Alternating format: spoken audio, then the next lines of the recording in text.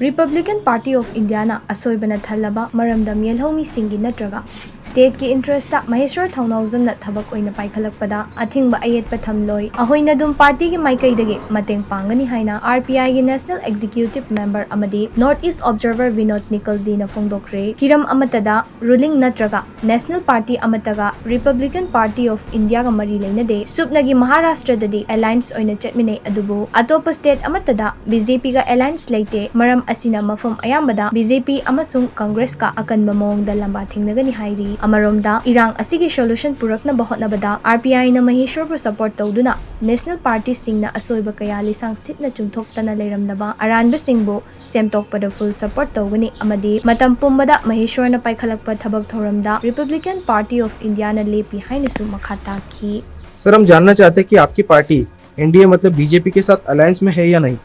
सबसे इम्पोर्टेंट बात यह है कि ये Republican party of India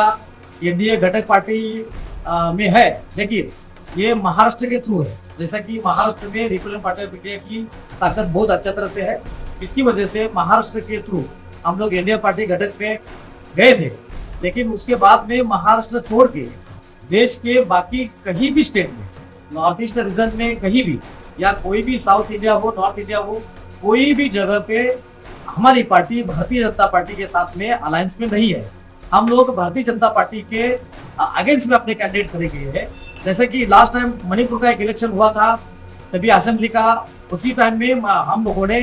9 candidate Bharatiya Janata party के खिलाफ खड़े किए थे और वहाँ हमारे 2-3 कैंडिडेट बहुत अच्छा तरह से मार्जिन से हार गए थे। लेकिन बहुत अच्छा तरह से मणिपुर की जनता ने हमें सपोर्ट किया था। आसाम में भी हम लोगों ने जितना कैंडिडेट खड़े किए थे वो भी वहाँ भारतीय जनता पार्टी के खिलाफ थे। लास्ट ईयर में नागालैंड में हम लोगों ने तकरीबन 8 कैंडिडेट खड़े किए थे, वो भी हम अपने बलबूते के ऊपर, अपना पार्टी का सिंबल गन्ना किसान, ये सिंबल के ऊपर हम लोगों ने खड़ा किया था। वहां भी हम लोग भारतीय जनता पार्टी के साथ में अलायंस में न होते हुए हमारे 2 एमएलए वहां नागालैंड में जीत के आ गए और बाकी 4 एमएलए सेकंड में गए। अभी हम लोगों ने मणिपुर में महेश्वर थौनाउजम, ये बहुत ही अच्छा लीडर, वहाँ मैतेई समाज के लिए काम करने वाला एक उम्दा, नया और बहुत अच्छा एक तरुण वहां से हम लोगों ने खड़ा किया है, जो कि हमारे पार्टी का नेशनल सेक्रेटरी है और बहुत दिनों से, तकरीबन 5-6 साल से, 7 साल से वो मैतेई समाज के लिए, वहाँ मणिपुर पब्लिक के लिए बहुत अच्छा तरह से काम कर रहा है। और उन्होंने लास्ट टाइम जो मणिपुर में सिचुएशन हुई थी, वो सिचुएशन के टाइम में महेश्वर थौनाउजम के हमारा एक ऐसा नेता है, वहाँ के मैतेई समाज के बाजू में खड़ा रहा और मैतेई समाज को न्याय देने के लिए पूरे राज्य में, हर देश के राज्य में जाके उन्होंने वहां के प्रेस कॉन्फ्रेंस देके वहां लोगों को इकट्ठा करके मैतेई समाज के ऊपर होने वाले अन्याय अत्याचार के लिए उन्होंने प्रेस मीडिया के सामने अपनी बाजू रखी और मैतेई समाज को एक अच्छा तरह से प्लेटफॉर्म पूरा देश में उन्होंने तैयार करके दिया। जब मैतेई समाज के और वहाँ जो मणिपुर में इशू हो रहा था, उसी टाइम में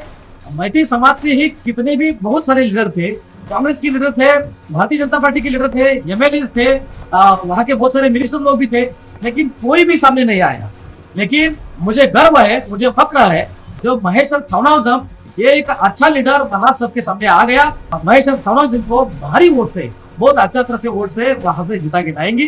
क्योंकि वहाँ हम लोग भारतीय जनता पार्टी के साथ में अलायंस में नहीं है। हम लोग एनडीए घटक पार्टी में नॉर्थ ईस्ट रीजन में नहीं है। हम लोग उनके साथ में अलायंस में न होने के कारण हम अपने आइडियोलॉजी लेके चल रहे हैं, हम अपने आइडियोलॉजी के मुताबिक काम करते हैं। हम लोग भारतीय जनता पार्टी के साथ में नहीं है, इसलिए हम अपने ताकत के ऊपर मणिपुर में अपना कैंडिडेट उतारा है और डॉक्टर बाबा साहब अम्बेडकर जी ने सभी जाति, धर्म, पंथ और प्रांत, सभी जनता के लिए, सभी लोगों के लिए भारतीय संविधान के माध्यम से जो फंडामेंटल राइट्स मिलवा के दिया है, उसी के लिए Republican party of India Manipur में भी महेश्वर थौनाउजम के माध्यम से वहाँ के लोगों को न्याय देने के लिए, वहाँ के